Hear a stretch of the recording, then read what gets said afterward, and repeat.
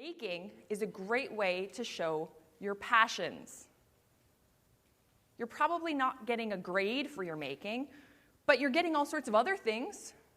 You're learning all sorts of fantastic things that you are not maybe otherwise learning in the classroom.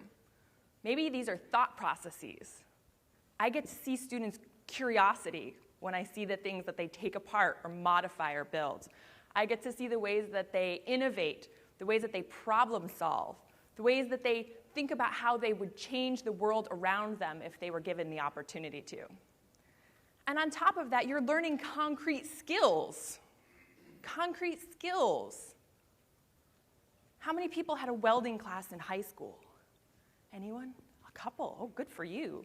A lot of people don't have that opportunity. But maybe, if a student's curious about it, they might find that opportunity on their own through their maker projects. So you're gaining all sorts of fantastic things.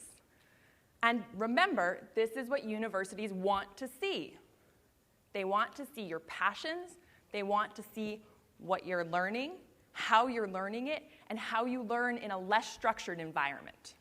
So all of this is fantastic. You should be bragging about your making.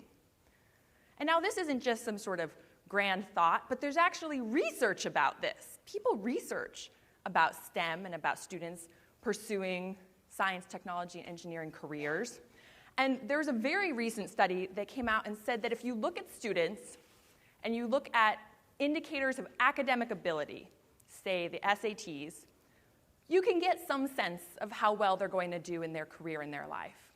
But if you add to that indicators of spatial reasoning, of 2D and 3D imaging, you get a much better correlation with increases in creativity and innovation.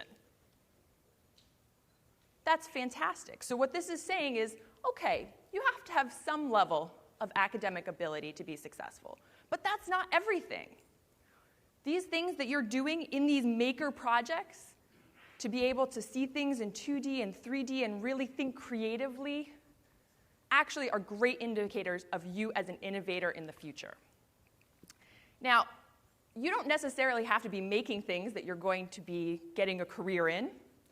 For example, my PhD advisor is a physicist by training and now a mechanical engineering professor.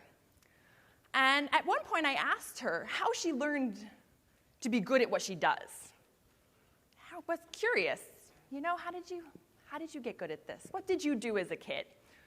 Well, so it turned out that she didn't do physics for fun as a child, but what she did do was she did a lot of sewing. She did a lot of sewing. She used to make clothes and costumes, and she said how she just loved this idea of being able to make all these really interesting shapes just out of her own hands and her own ideas. And then when she got to grad school and she was doing fluid mechanics research, she was always really good at visualizing complex 3D flows. See the correlation? So sometimes the skills you're learning in your maker projects aren't just the physical thing that you're learning in that project, but the thought processes that you are practicing by doing those maker projects will have great implications to your future.